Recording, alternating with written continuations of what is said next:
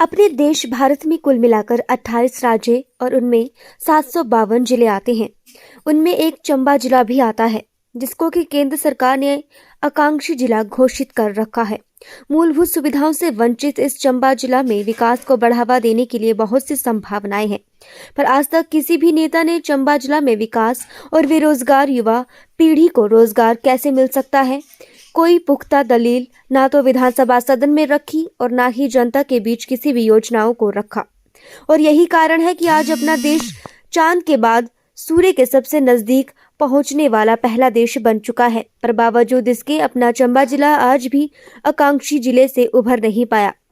ये मौका है कि किसी नेता ने शीतकालीन सत्र में करीब 6 मिनट 41 सेकंड के अपने भाषण के दौरान चंबा हित को लेकर कई दलीलें इस सदन में सत्र के दौरान रखी और अपनी ही सरकार पर जबरदस्त दबाव डालते हुए उन सभी योजनाओं पर अमली जामा पहनाने पर जोर दिया। विधानसभा सत्र के दौरान इस नेता का चंबा और चंबा के लोगों के हित में दिया गया ये कड़ाकेदार भाषण आज की तारीख में खूब चर्चा का विषय बनता जा रहा है, जिसकी कि लोग पूरी प्रशंसा करते हुए दिखाई दे रहे हैं।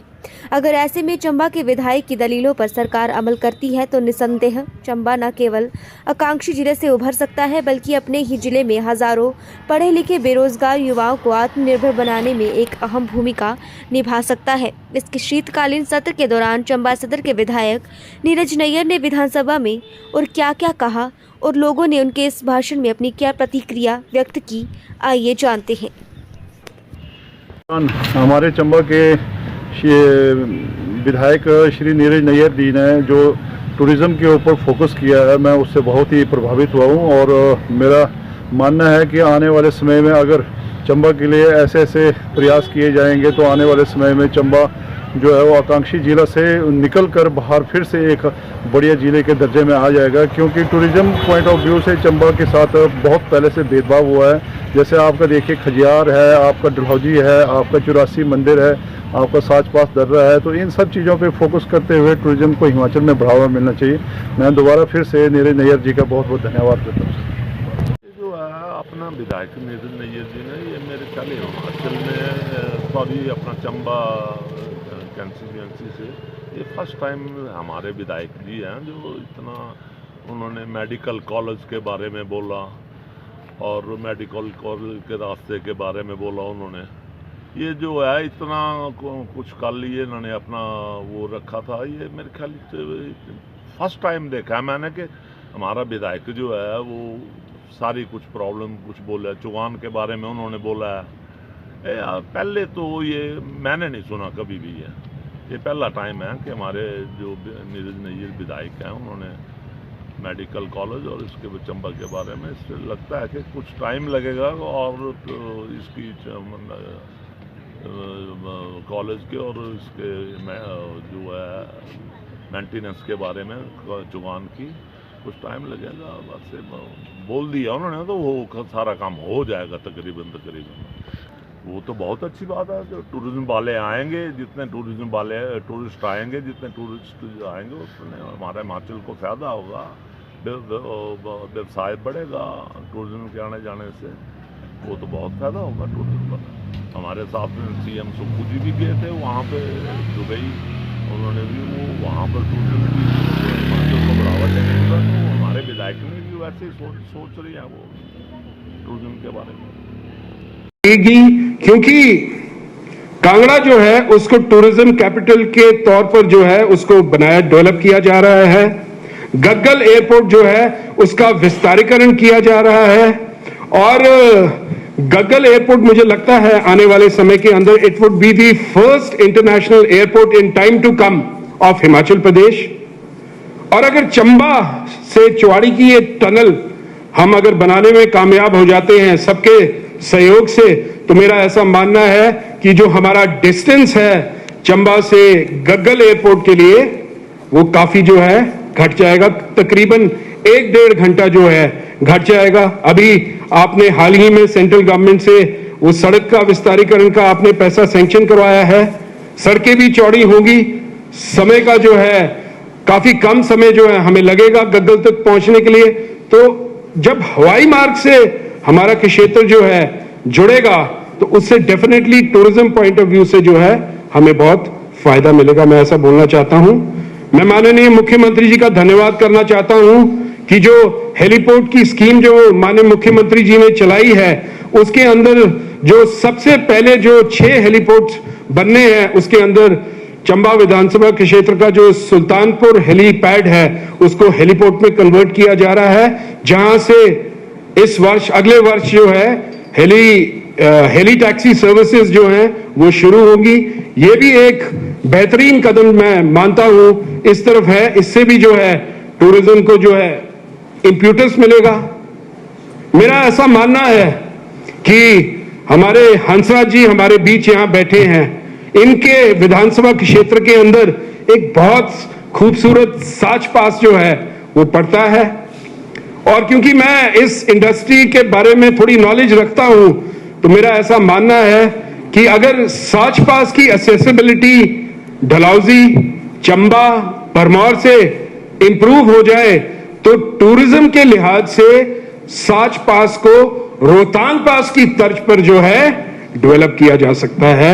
और it will prove a pivotal point, क्योंकि मेरा ऐसा मानना है कि जो भी टूरिस्ट मैंने देखा है चंबा से साच पास जाता है, गर्मियों के टाइम के अंदर एक बार तो वो जैसे पूरा उसका चेहरा जो है खिल जाता है। जहां टेम्परेचर दिल्ली में 40-42 डिग्री है, साच पास के अंदर वो जैकेट लेके घूम रहा है।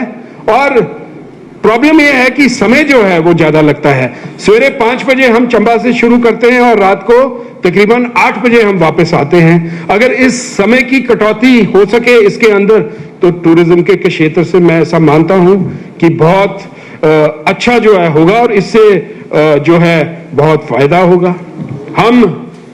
हम रिलीजियस टूरिज्म की बात करते हैं। हमारे पास ऐतिहासिक मंदिर हैं।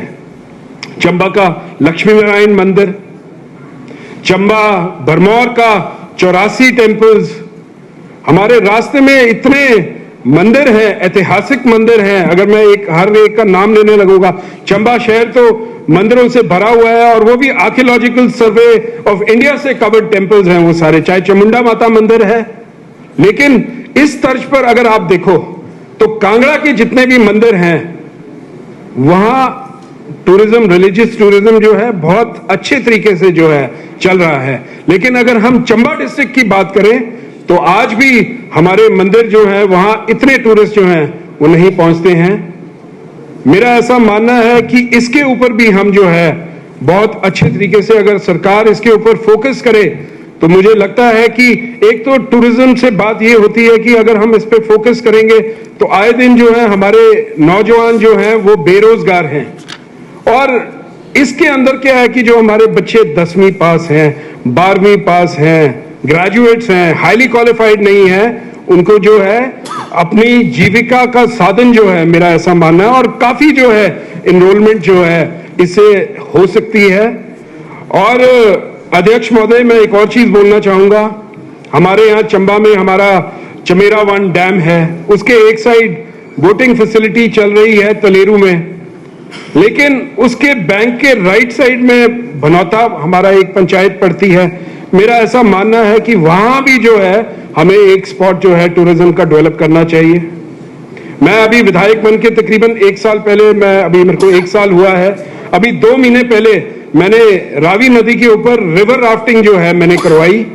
उसका जो खर्चा भी होना था वो मैंने स्वयं अपनी निधि से जो है वो किया।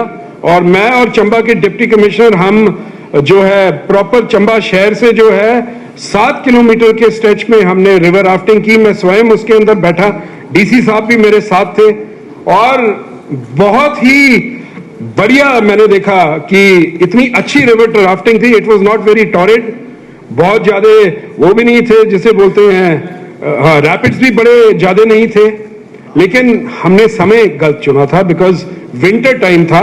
इस स्पोर्ट्स के लिए समर टाइम जो है उपयुक्त होता है। तो मेरा ऐसा मानना है इट वाज वेरी सक्सेसफुल। आने वाले वर्ष के अंदर मैं सरकार से चाहूंगा कि रिवर राफ्टिंग जो है वहां शुरू की जाए कुल्लू मनाली की तर्ज पर। और मैं आपको गारंटी से बोल सकता हूं कि कई युवाओं को जो है वहां रोजगार का जो है मौका मिलेगा और वो लाइसेंसेस ले सकते हैं वो ट्रेनिंग ले सकते हैं और इससे जो है एक तो बेरोजगारी दूर होगी और टूरिज्म को जो है बढ़ावा मिलेगा। तो इस दिशा में जो है मुझे लगता है कि सरकार को बनना चाहिए और जहां से रिवर जो है वो बहना बंद होती है उसके आगे जो है डैम शुरू हो जाता है। जहां से डैम शुरू होता है वहां हमें मोटर बोट्स की फैसिलिटी करनी चाहिए, हमें कैनोइंग करनी चाहिए, हमें रोइंग करनी चाहिए, हमें जेट स्कीज रखनी चाहिए, हमें पैराग्लाइडिंग जो है उस इलाके के साथ होनी चाहिए, पैरासेलिंग होनी चाहिए।